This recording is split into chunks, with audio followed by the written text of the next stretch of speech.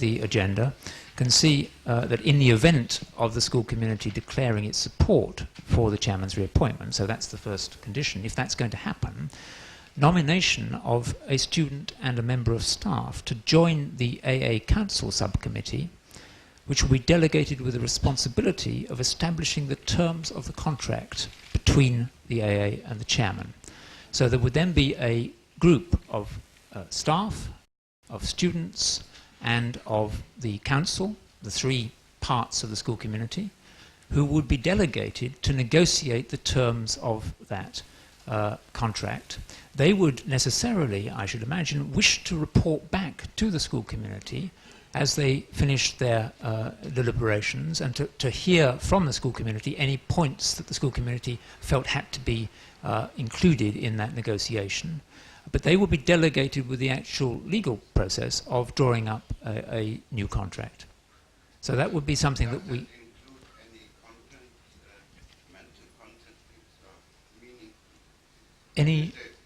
Does it include...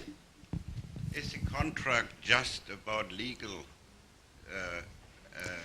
aspects, or is there also anything in which defines, let's say, the future and on a mental level? Yeah, I believe it's a matter of fact. It's about legal matters and performance matters, but I'll ask Edouard as the Secretary to the AA just to clarify that. There are two parts to a contract. The chairman's contract at the moment is his contractual relationship between himself and the AA as represented by the AA Council, and that's terms and conditions of appointment. The second part of it is a schedule of responsibilities which he carries. It's called a schedule of duties, which I don't know if you've referred to this already, Chairman. No, I haven't. I'm coming to it later on. Okay. So there are two parts to it, and both parts would need to be negotiated by this negotiating group. I did want to offer one point on item 8 that Demos raised, and that is that I've been criticized for including item 8 on the agenda because it kind of presumes that there's going to be a positive result or maximum yes in the referendum. I got no strong feelings about including or not including that item on the agenda, and we can defer it, as Hugo suggests, to the next meeting of the school community. Just to pick up on the allusion that Edouard made to something I was going to mention later, for clarification, the current conditions of the chairman's contract are in the library. They're kept in the file of the council minutes, which is on the librarian's desk, behind where the librarian sits in the main library, so that the existing schedule of the conditions of the contract is available as public record. And I would strongly recommend people to have a look at that before the next informal meeting with motion, because there may well be things that you're already thinking might be added to or changed to that existing schedule of conditions.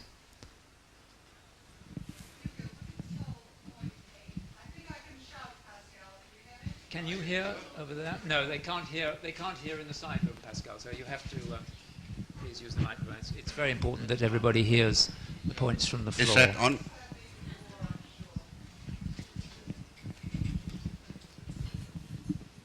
Thanks. With regard to point 8, would it all be solved or at least deferred if we decide that after the vote, school community meeting be called to receive the results of the vote, and at that point to determine what its subsequent actions would be, either with regard to electing people to participate in the contract negotiations, or in the event that that was not the outcome, to decide what the way forward should be? Thank you. Yes, that's obviously a very clear alternative. If we neither have time nor, in fact, the will to discuss point 8 at this meeting, it would be necessary to call a further school community meeting after the referendum result is known. If we defer it, we only have to decide one set of issues. Yes. If we debate it now, we'd have to decide two sets of issues. And time is running out, and so it's unlikely that we'll get to it. And as Edouard has also suggested, it does perhaps make some people feel that there's some sort of pre-assumption in the process of the referendum, and certainly that would be most unfortunate. It may well be better to leave it to the end, till after the referendum. I think what's important now is we deal with point 6, which is this proposed referendum. Does anyone else wish to raise points in relation to point 6? Here first. Can we have the can we have the microphone, please?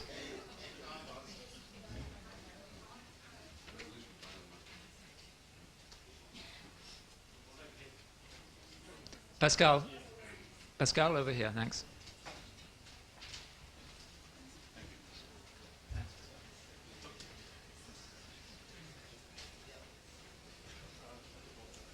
It should be on.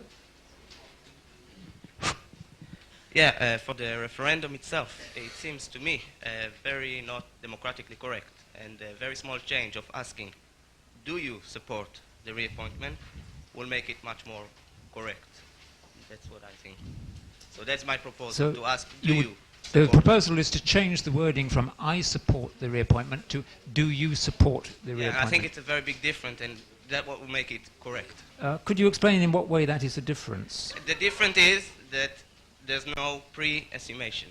When you say I support and you have to take a stand and say no or yes, But it's very much different than asking an open question of do you support, and then the answer should be I do or I do not. But that is just okay. my Well, so that is an alternative okay. proposal. Could I, as chairman, just make the point that a referendum is exactly a personal decision. It's your secret ballot. It's not somebody else, and therefore the statement "I support" is indeed what you are doing. You are personally and secretly doing something. It seems rather confusing to put in "do you support" as if you're referring to a range of people. So my feeling is that that would actually be a confusion of the existing motion, but we put that to the meeting. So that's a second. We already have one alternative set of wording. A Sorry, second can I alternative. oppose Yep. that? I mean, it is of the essence of a democratic vote that what you're voting to is a subjective assent of a proposition. That is, the proposition takes the form that you say, yes, I say this, or no, I don't say this. The question, do you, right, might be, yes, I do. When am I going to vote about it? I mean, It's a simply confusion isn't of the form process of a referendum. of It an must be a assent. personal statement, but we will put that proposal to a vote if there's strong support of it. Can we pick up other points, though, to start with? Can we finish in this room here, since we started in here? There's a point over there. Wait for the microphone, please. I was just wondering, I think it's, Yep. it's on. Yeah. I was wondering how much time we have to consider our decision and whether that period is flexible, whether we can decide to postpone that. It is flexible. That would be the next question that I asked the meeting. Once Right, we've decided sorry. that we have a wording for the referendum, then to go through the timetable Sorry. of it. Thank you. So, at the back there, and I'll come to the main body in a minute. I just want to finish off this side room. Can Okay. we maybe just have a referendum if we want to vote, if we want to change the wording or not, otherwise, so just to have the discussion short. Yep. Yep, that's a good proposal. The proposal is to ask the meeting now whether there is a majority of people who would wish to change the wording that is already proposed, or whether there is a majority of people who are happy with the wording that is already proposed. And of course, if there's a wish to change the wording, we would then need to go through a whole series of procedures to agree a new wording. That seems to me to be a very useful suggestion, and I propose to put that to the meeting now, so that we can then make some progress. So can we first have a show of hands of people who wish to proceed with the referendum on the wording as it is written on the paper, and that is, I support the reappointment of Mohsen Mustafavi as chairman of the AA School, yes or no. Can we have a show of hands of those who are against that wording? It's clear from this viewpoint that there is a majority for, but Edouard is just counting the noes just to check how many are against.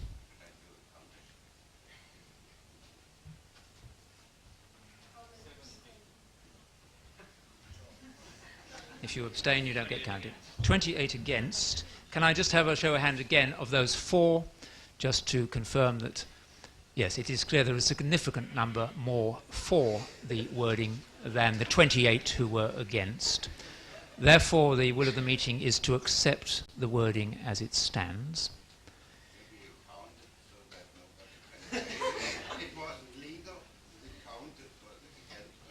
Thank you, Pascal. In that case, yeah. If people aren't happy to accept my view from here that there was a clear majority, are people unhappy with that? In which case, we will count the majority. Okay. Let's not have any confusion. Can we have again a show of hands of those who voted for, and we will count them. I'll do this one. One of you, Alex.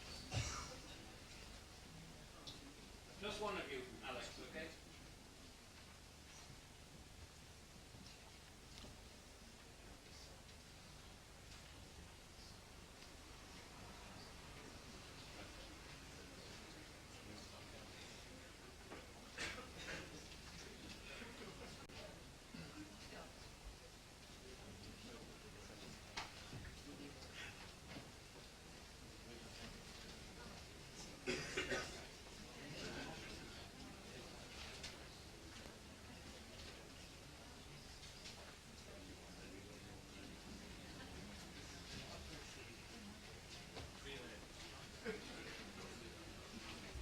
Do you have 26, 36 and 51.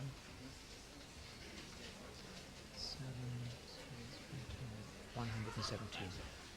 The results are that 117 people voted for that proposition to keep the wording as it is, and 28 voted against. So the motion is carried. Can we move on now to the next point, which is the timing of the referendum? You have a... Can we just wait for the...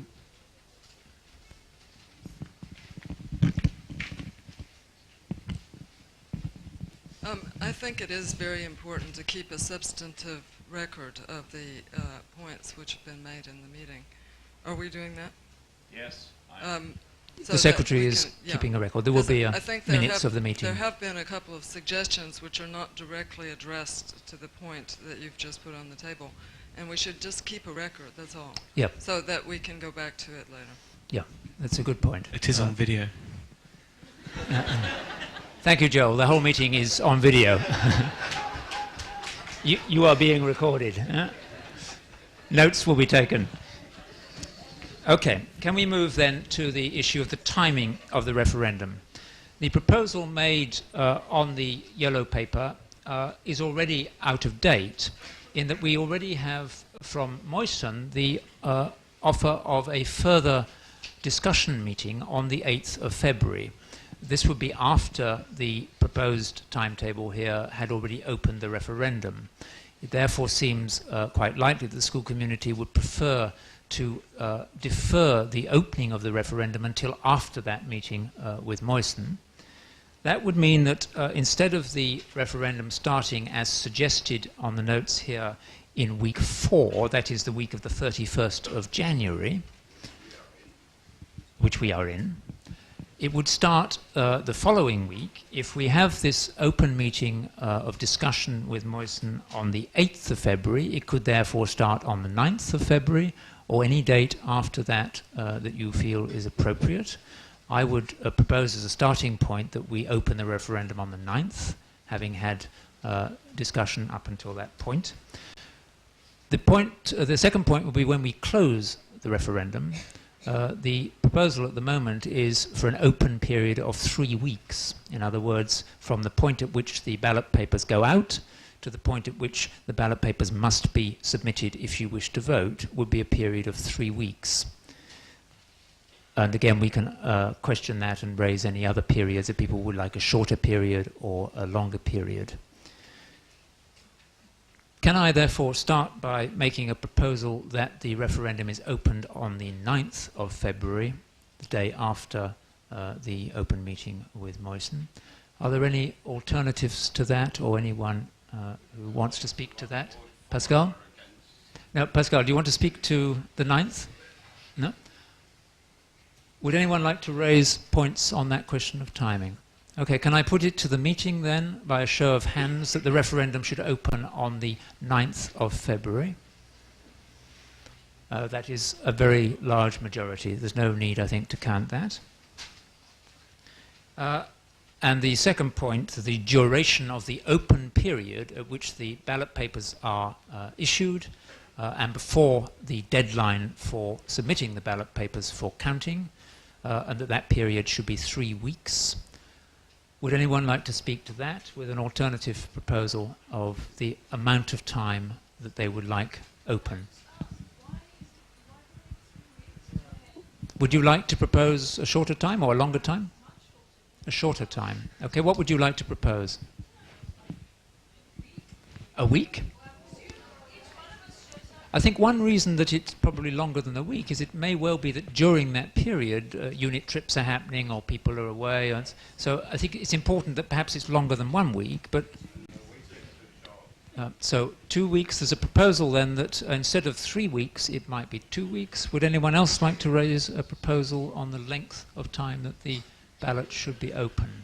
Can I just explain that the ballot would be posted to everybody's own address at home, according to the names and addresses we have on our register.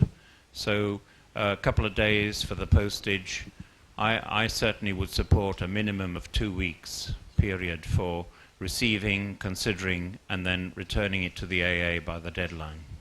That means 3 weeks. We have a proposal. We have a proposal here. 2 weeks a run. A 2 week. I mean 2 weeks.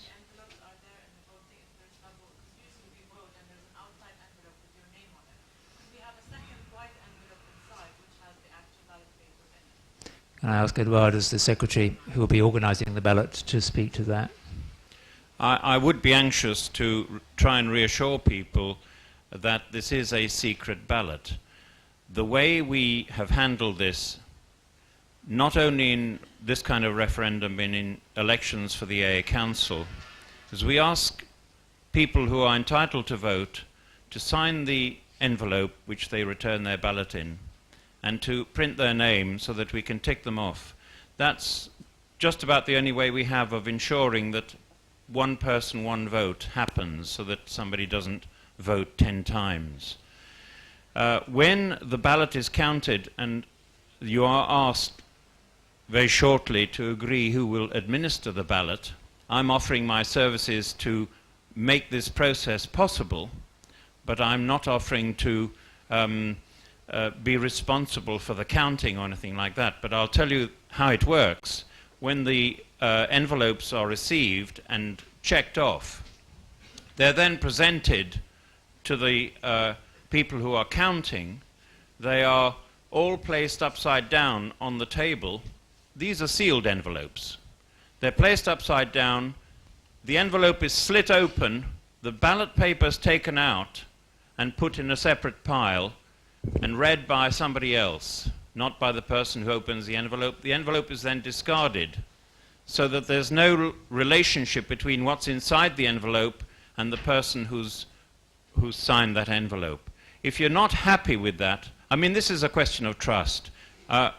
We are being asked to appoint 2 students from our cells and 2 members of staff from our cells to be responsible for the process of this secret ballot, and we need to trust those people. And I would be simply assisting in that process. If you're not happy, the suggestion is that we have another envelope to put the first envelope that's signed in. I can't see that this is going to help much, because all the envelopes are still going to have to be opened.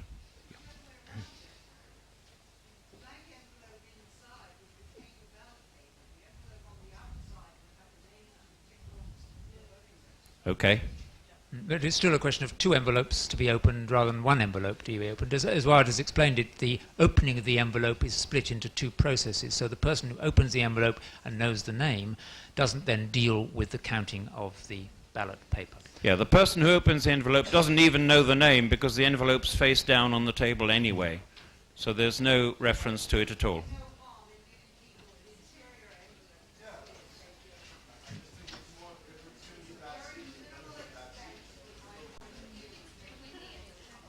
This lady Well, wants. can we have the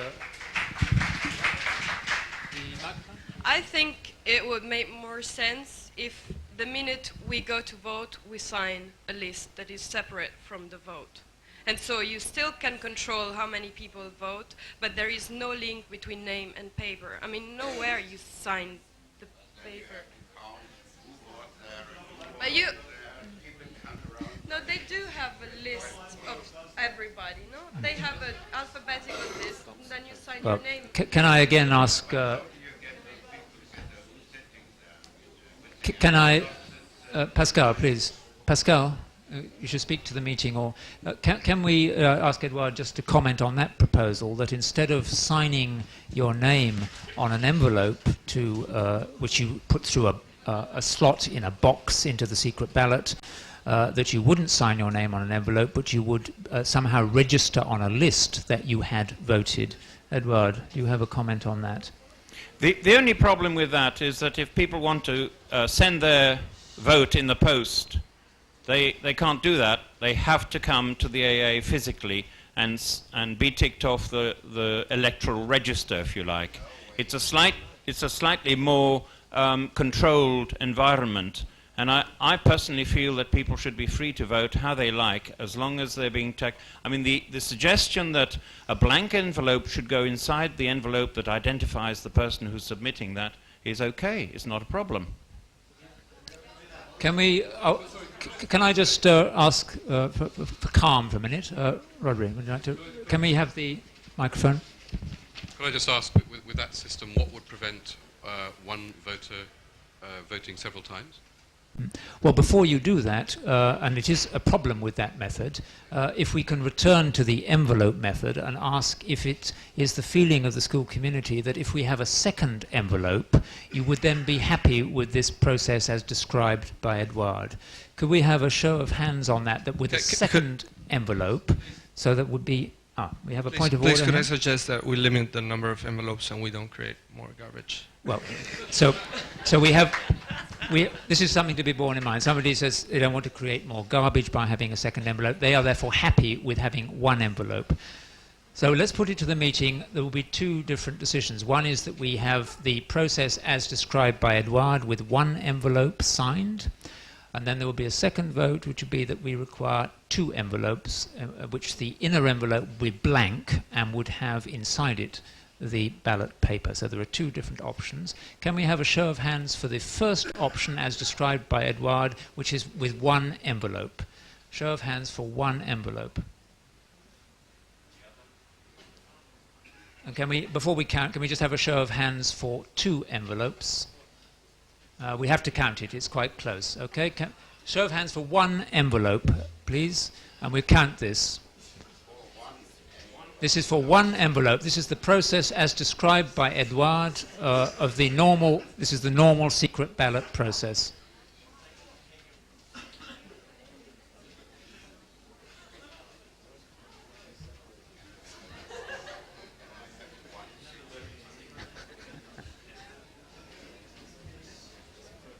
$30, $34, $24, $25. Okay, and can we have a show of hands for those who would like to have two envelopes in which the second envelope would be blank and would be inside the envelope that is signed, and inside the second envelope would be the secret ballot? Seven.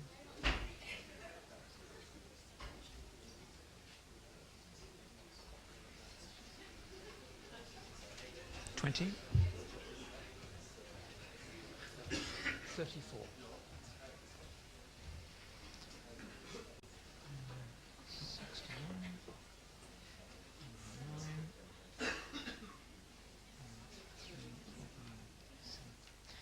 Well, the results are, sorry for my slow mathematics, the results are the people who wish to have the one envelope, 79, the people who wish to have the two envelopes, 61. Therefore, we have the simpler system of the one envelope secret ballot. So we've now decided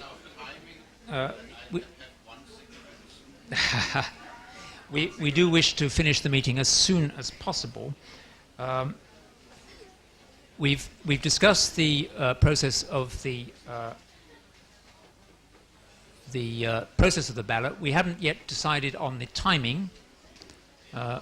We still have to decide the proposal of whether it is 2 weeks or whether it is 3 weeks that the ballot remains open. Can I have a show of hands of those people who are happy with the proposal as set out in the schedule here, which is that there should be a 3-week open period? And quickly, can I have a look at those who would prefer a 2-week open period? That is significantly less. Would you like a count of that? It is significantly less? No.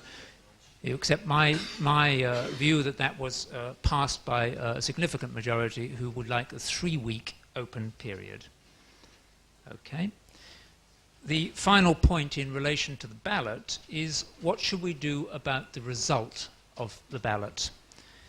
Should the referendum result be expressed in the form either of won or lost, in other words, the candidate has won the ballot or lost the ballot, or should it be expressed in the number of votes cast, yes or no, in the referendum? There are two different options. Would anyone like to raise points in relation to those options? Well, Pascal, let Pascal speak. He hasn't... I think doesn't that depend on the balance between the votes or whatever? Why? If it is very close, it is an open question, I would say. If it is Why should it depend? The question is one of transparency. Does the school community wish it to be publicly known exactly how many votes were cast and which were yes or no? Or does the school community wish it to be known simply that there was a majority in one direction or in the other? That's the point. Anyone wish to raise alternatives to those? I've offered two options to the school community. Would anyone like to raise other options on that? Can we just get the microphone to you?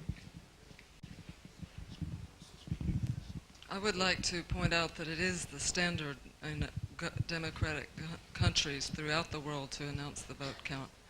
And I think we should be democratic in that way.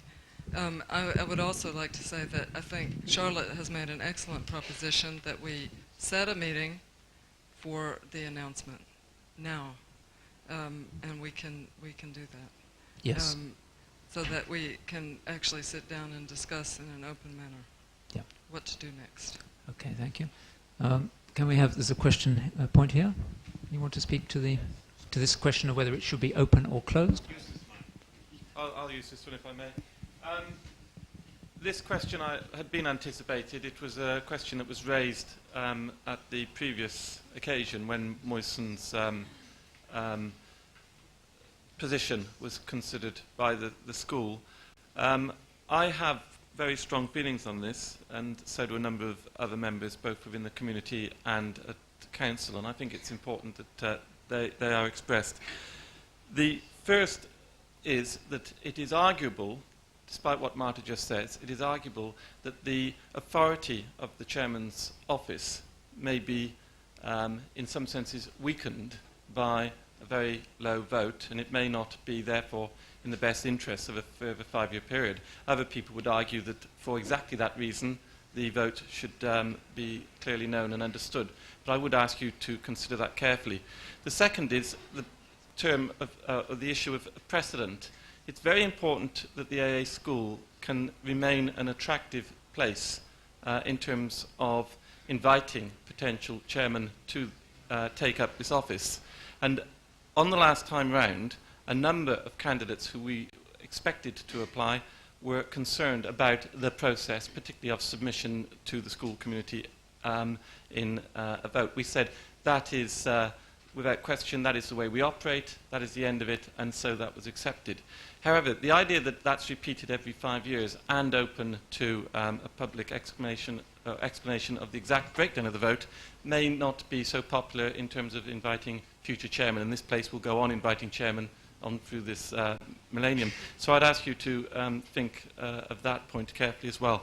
The third is one that I personally feel extremely strongly about and would ask you, despite what I sense is a great anxiety to understand the outcome of the vote, and that is that we should not seek, in my opinion, to change the grounds or the rules by which this engagement is undertaken.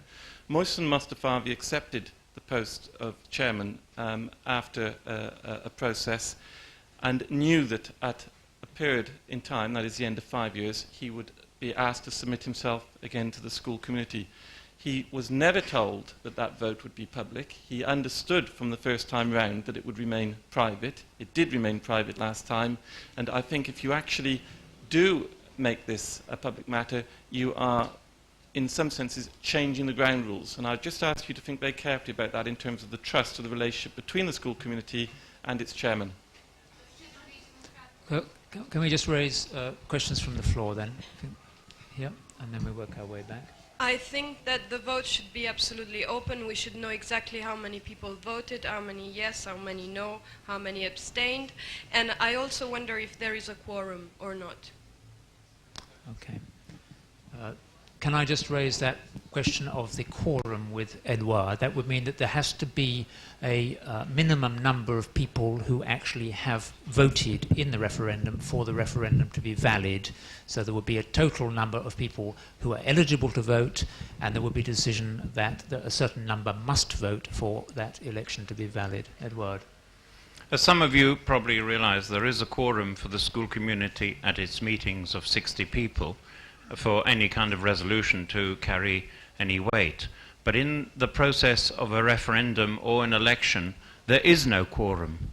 It's the largest number of people voting in favor of a particular candidate or for the reappointment of a chairman. There is no quorum. That is essential to the principle of a democratic process, except in a few countries where it is actually a law that you must vote. Australia, for example, has a law which says that every citizen has to vote, and they can be fined if they don't, and for that reason there is clearly a quorum. But in general, democratic elections are simply open, and you vote or you don't vote as you wish. And if only 3 people vote and 2 vote one way and 1 vote the other, that decides the election. What it shows, of course, is the issue put to the vote was so insignificant that people couldn't be bothered to vote, and that in itself is an important thing for the overall community to know. I would thought in this case the issue is not insignificant, and therefore it's very likely that a large number of the school community will motivate themselves to vote. And I doubt that the issue of being worried about a quorum would arise, but we can raise that as a formal motion if you're really concerned about it. So think about it and come back to me if you feel you want to raise that as a formal motion. Other points? Mark, and then at the back, Demos. I'd just like to kind of make a point which in a sense is neither for nor against, but it seems to me that there is something that people ought simply to bear in mind. First of all, as against those people who've said it's simply democratic good practice for all kind of election results to be published, that's not quite true. And it's particularly not true, as it were, when the purpose of the election is for a community to come to a decision. That is to say, what essentially the school is doing is making a decision. Now, the one problem with that, in terms of publishing all the figures, is that, and here, as it were, you might kind of see that there is a possibility of a democratic argument, which in some sense cautions against publishing the figures, is that one of the major arguments against a democratic process within an institution at all is when people point out the relatively low figures of participation in the vote. That is to say, the attack upon the process at some current or future date is often kind of linked to the apparently paradoxical point that you're in favor of democracy in the institution, but look, in the last 3 elections, most students haven't voted, therefore we ought to move to a kind of system which in some sense is better reflects their views. You can frequently, I've heard that argument already put in terms of why it shouldn't be an election, it should be some form of more, as people call, kind of like nuanced consultation. That's not an argument as such. It's simply, as it were, something to bear in mind that it's not exactly the same kind of vote where information on the nature of the voting is essential, for example, to kind of reveal the position of the other parties or the degree of support for a contesting party. Thank you. And sorry, at the back there was the next speaker.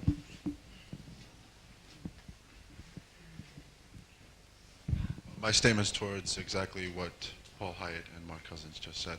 It is exactly for those reasons specifically that we can and should know the vote and the numbers that make the AA different from any other institution. We have the right, we have the power as a student body and a student community to affect... School community, please. A school community, but also a student body. A school community to affect a very significant change. That's why we do not have constitution for our student union. That is why we do not join any other institution in the ranks of anything else. This is one of the main principles of the AA's uniqueness.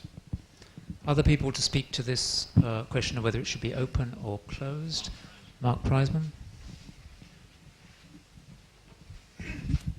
Well, I can either confuse us even more, because I think if you want to be, if you want to know the figures, I think maybe you'd want a bigger breakdown. I mean, the student body is composed of very, very different experiences, and to just a straight yes or no, you're dealing with, you're dealing with a completely different outlook. And I'd really, in a way, would you want to know how many first years have voted yes, how many first years have voted no? I'm going round backwards to the fact I think that actually the vote should be a secret result, for the simple fact that one is not voting against something, one is just trying to find a decision. If one wants to know what the outcome of that result would mean in terms of the figures, like, if it's 49% here and 51% there, therefore it might go off to somewhere over here. I think those discussions should be happening now. And I think there's a lot of things which no one has mentioned, such as the Alpha Group, which was part of the contract of the chairman, and which nobody has taken part in trying to institute. People are trying to talk about democracy at this very late stage. You've had 5 years to start talking about it. Well, let him say his piece, and then you can say your piece. So, can we move now to... I just think that there's a certain, and also when it's talking about a job, one's not talking about a party, and there are things about what is the choice against. Are you saying you want this person, but actually I'd like to see what else I could shop for? That hasn't come up into discussion yet. And I think that, if you're either getting the confidence, yes, we have the confidence, or he's got 60% of the confidence or 40% of the confidence, then you're kind of opening up a whole lot of thoughts and insubstantialities. I don't know. I just think it should be... Thank you. Can we move to Patrick Schumacher here? No, I would feel very uncomfortable with the whole process if it would remain secret how it panned out. I would also wonder who knows the figures, and I think it would, for me, would discredit the process as a kind of truly, as a democratic process that starts to become here.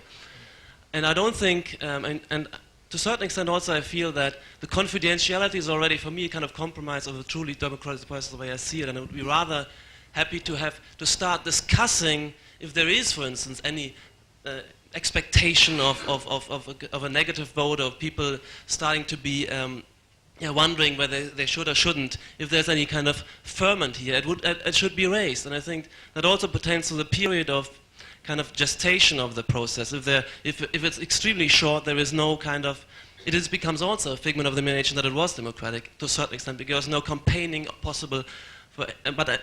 Having said that, I think also for Moysen or myself, who was very impressed by Moysen's, what he's been able to do in the last few years, and I'm fully supporting his continuation. I think it was fantastic. Also speech, and I would want to see how everybody else feels about it. It would mean nothing to me to feel it was been kind of validated, and not knowing what the ferment was, what the feeling was everybody else feels about what is happening. And I also want to, I think this thing is absolutely essential. It is a minimum I want to know about what the process in terms of numbers. Okay, thank you. Edward, do you want to speak to that again? And then there's questions there. Ideally, I want everybody to stand up and say what they think.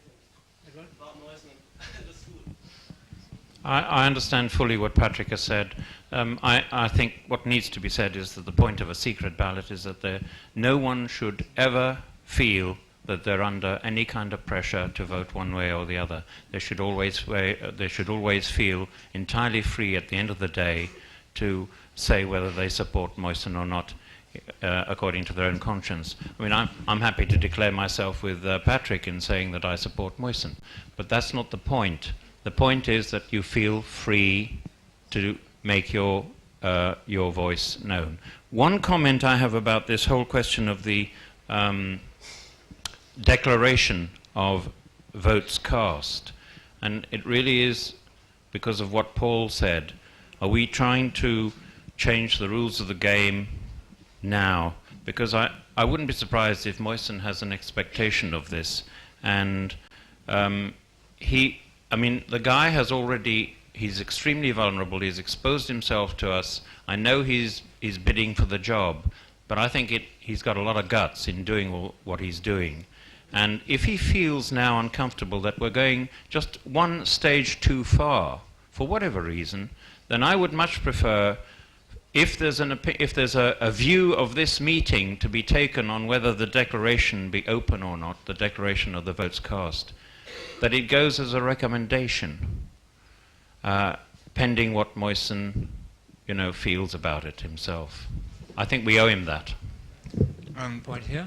The one thing I did want to ask, or maybe point out, is that what is people's actual expectation of an open vote in terms of whether numbers are announced? Are people expecting that if the numbers are close, that somehow gives them some kind of bargaining power in which to somehow affect a future contract? And I suspect that in actual fact that the case will not be that what's being looked for is a simple yes or no answer, and regardless of whether the answer is close or not, is not going to give anybody any power in changing or bargaining a contract. If I'm mistaken, and if there is an effect that can be had in terms of if you're able to, or if the committee that is then goes ahead and renegotiates the contract, if they are then somehow given some kind of mandate or some kind of additional strength or bargaining power because the vote was close, then I think it's important that the vote is made open and that the numbers are made public.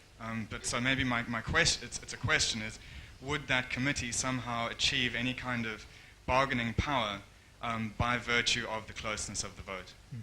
I think it is a very good point, and it's very sharp to the issue of whether it should be open or closed. My understanding is that it would make no difference at all, that the process is that Council needs to make a legal contract with whoever will be the next chairman.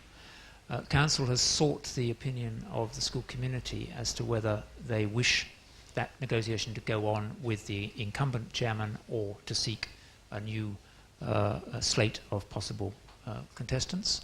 That decision, one way or the other, will then inform Council, and from that point the committee which negotiates will either be negotiating with Moisen, or there'll be a whole process of a search committee and negotiating with some other people.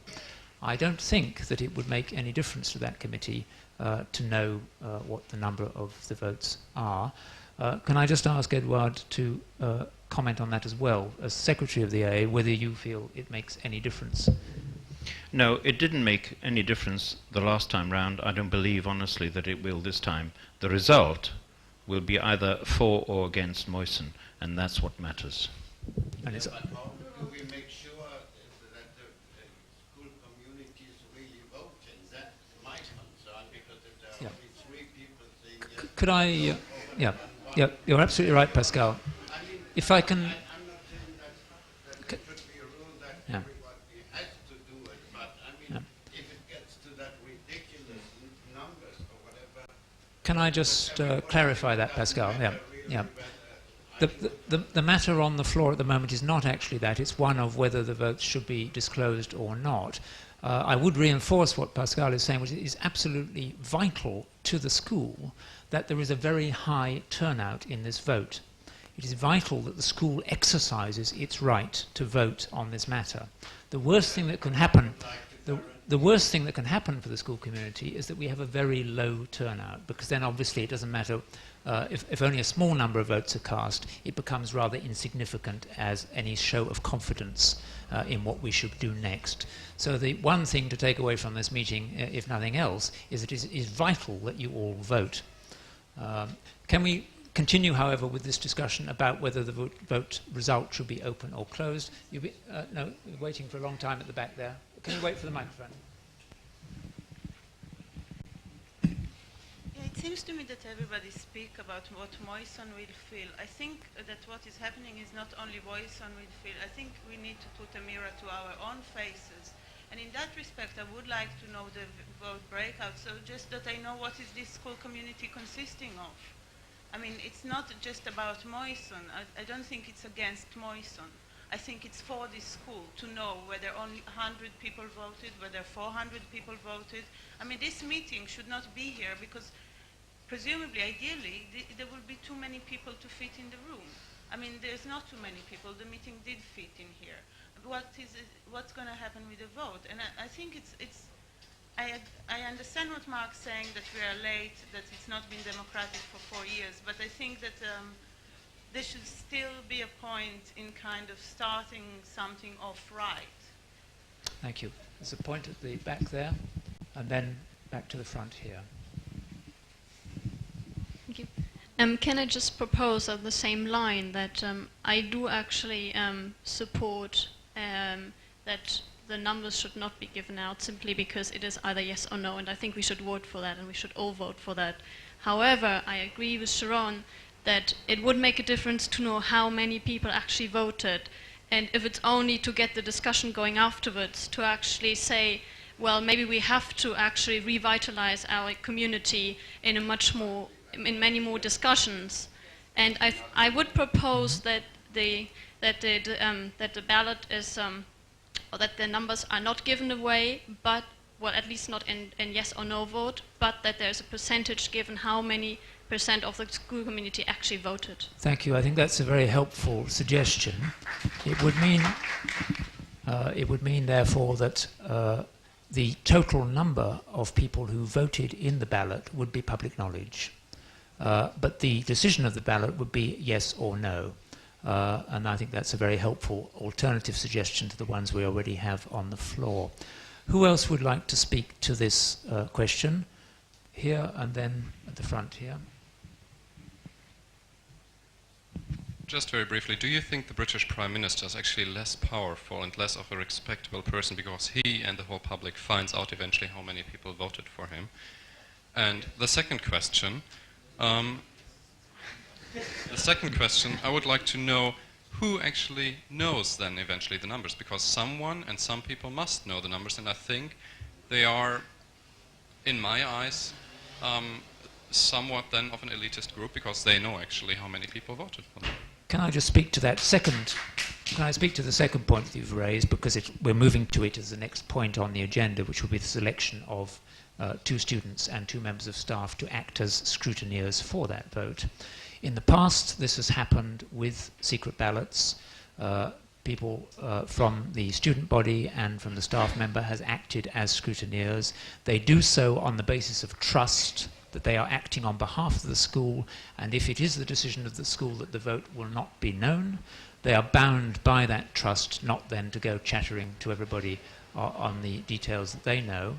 And indeed, the way in which the scrutineering can be organized is such that no one, except for the secretary himself, need know the actual final numbers, because they could be counting in separate blocks, which can then be assembled finally.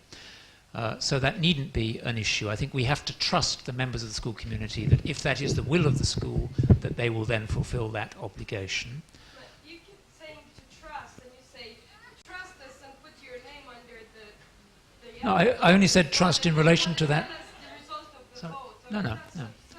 No, I think the point I was making, that if the school community asks someone to do something for them, it then must trust that they will do it properly. Otherwise, the whole process that we're going through becomes one of no respect. To Paul and then to the back. I'd just like to make one last comment on this point, and it will be the last one. But that is that the Council want to know yes or no in the context of the vote.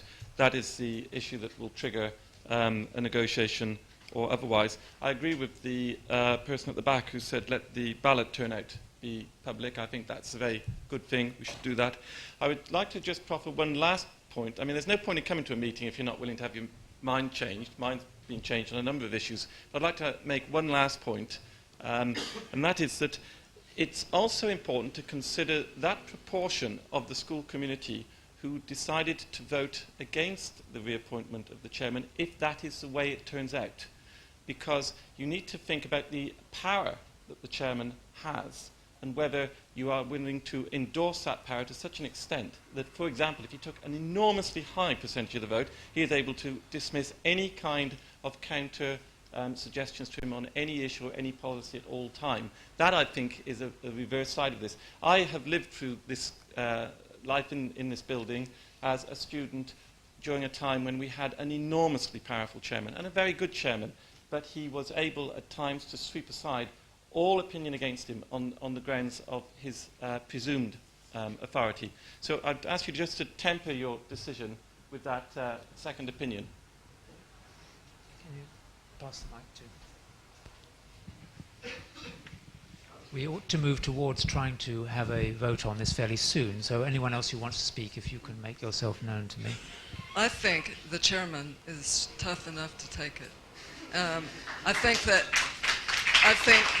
I think we want a chairman who knows who voted for him and who voted against him in numbers.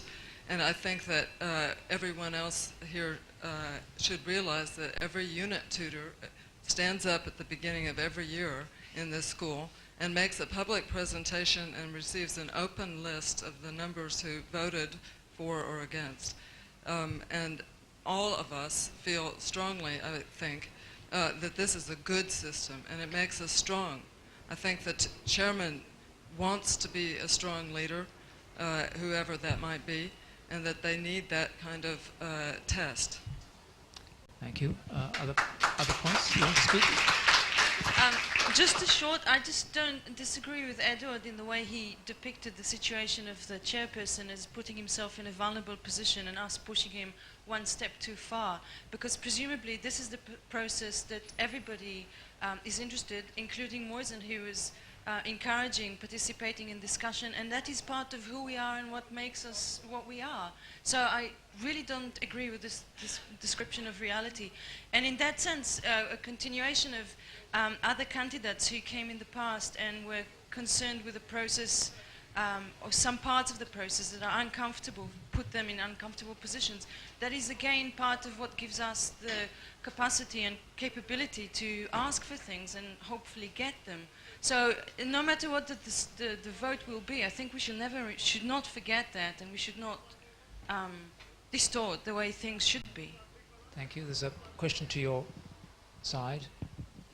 I think also a very strong kind of feeling in favor of publishing the numbers, just simply to sort of spare the school from going through a process of a real mess and wonder and speculation and gossip and feeling excluded from whatever elitist group that might know the numbers or not. We've been trying very hard to make everything very simple and transparent, and I think we should not hesitate to fully kind of open up these figures as well. Thank you. Now, there are 3 hands still showing. I'd like to try and pull us towards a decision on this fairly soon, but it is important that we discuss it. But it is now 3:10. Can we have those 3 points? And then can you think very hard if there are other points you want to raise? Otherwise, I'll put it to a vote. So, starting with Demos at the back. This is just part of the argument. I think it has to be made public, purely for the fact that if the chairman, which this really has nothing to do about, it has to do about the community, cannot actually handle the fact that a few people, or many people, or no people, or whatever number of people are against or for, I'm sorry, then I don't think, that's the direction the school should be heading. It's a very bad symptom to have. My emotions are hurt. This is, I think, the wrong way to be actually dealing with this issue. Can we come to Mark and then to this person here, and then I'll try and draw the meeting to a close on this point at that point if...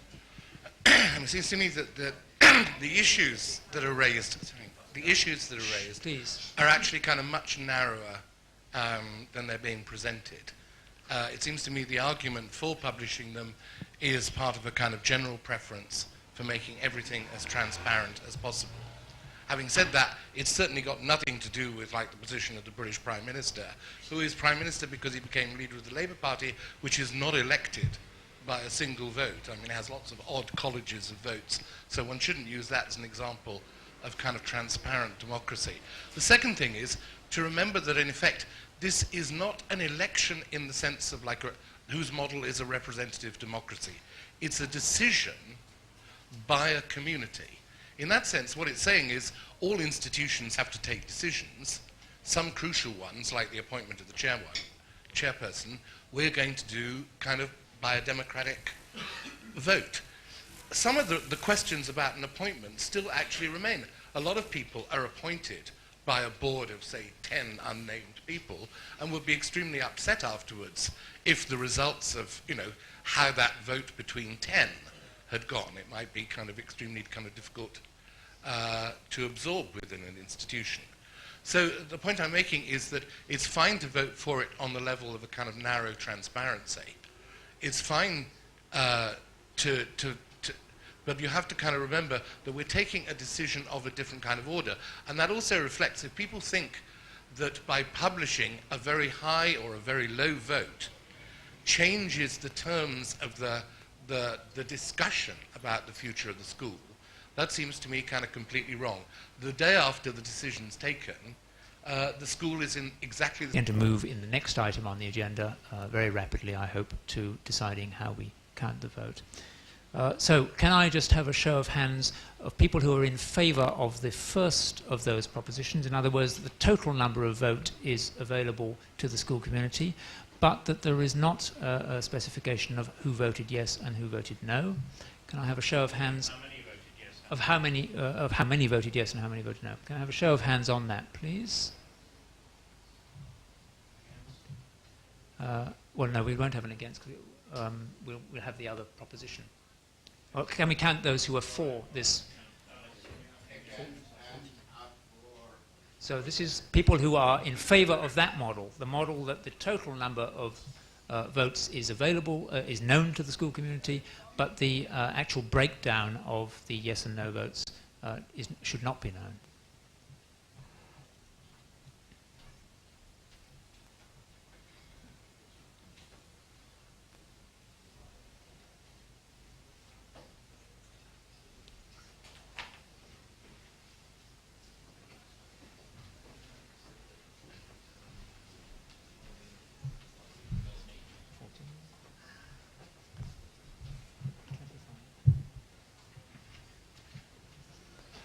And then the other alternative, which is that it is an open vote. In other words, the total number of votes cast for and the total number of votes cast against would be public knowledge.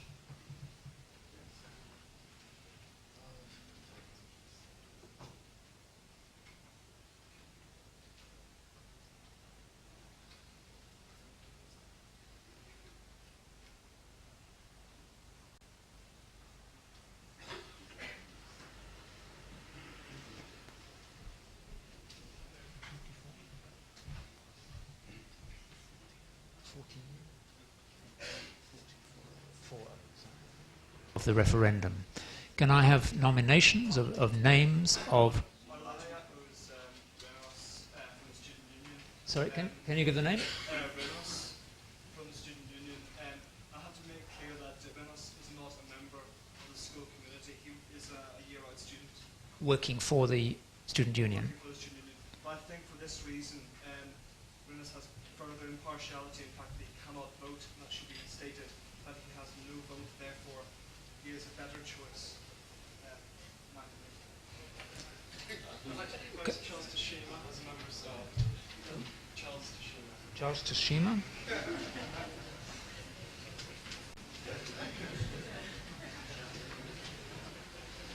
Can we have either seconders of those names or other proposals? Alexandra, as a student. And we have a seconder. So Alexandra who? Can we get the names? Your family name? S-T-R-A-T. Stratu. Stratu. Did you get the other proposals? I know Renos. Renos, yeah. And then Charles Tashima Yeah. from the staff. Other nominations, either from, we have now 2 potential students, but there may be others. Has Renos been seconded? Not yet, no? No. Okay. Well, we only need one seconder, that's all right. We need either other nominations if there is some further conflict, or we certainly need another member of staff. Valerie Bennett from the staff side. Any seconder for Valerie Bennett? Seconded here. Well, we now have, therefore, 2 scrutineers from students and 2 scrutineers from staff. Do you wish to nominate others? And then we will have to vote on who should be actually the representatives. You want to? I'd like to nominate Marta as a staff member. That's Marta Laguesse. Seconded.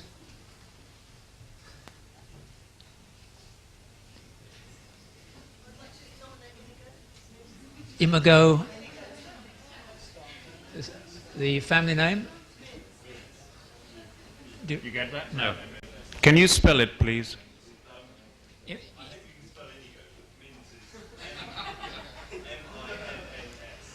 M-I-M-M-S.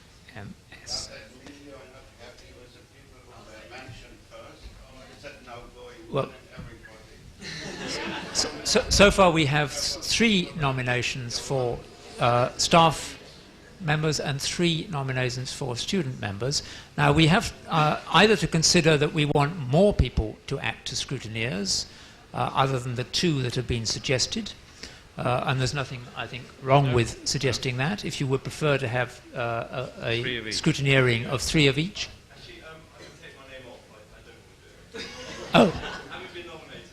I'm not. You don't wish to stand, okay? Everyone has the right not to stand, so Inigo comes off again. So we have 2 people from the student body, one of whom is, in fact, at the moment, a representative of the Students' Union, and we have 3 members of staff.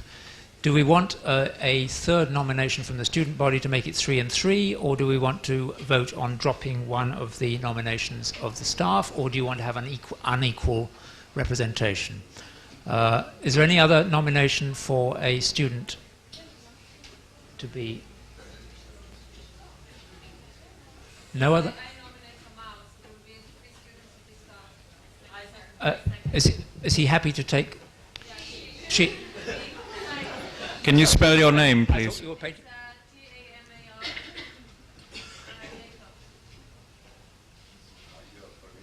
Have you got that, Edward? Tamar Jacobs. Yep. Yeah. Well, is it therefore the wish of this meeting that there should be 6 scrutineers rather than 4 scrutineers, and that there will be 3 from the staff and 3 from the students? Can I have a show of hands on that?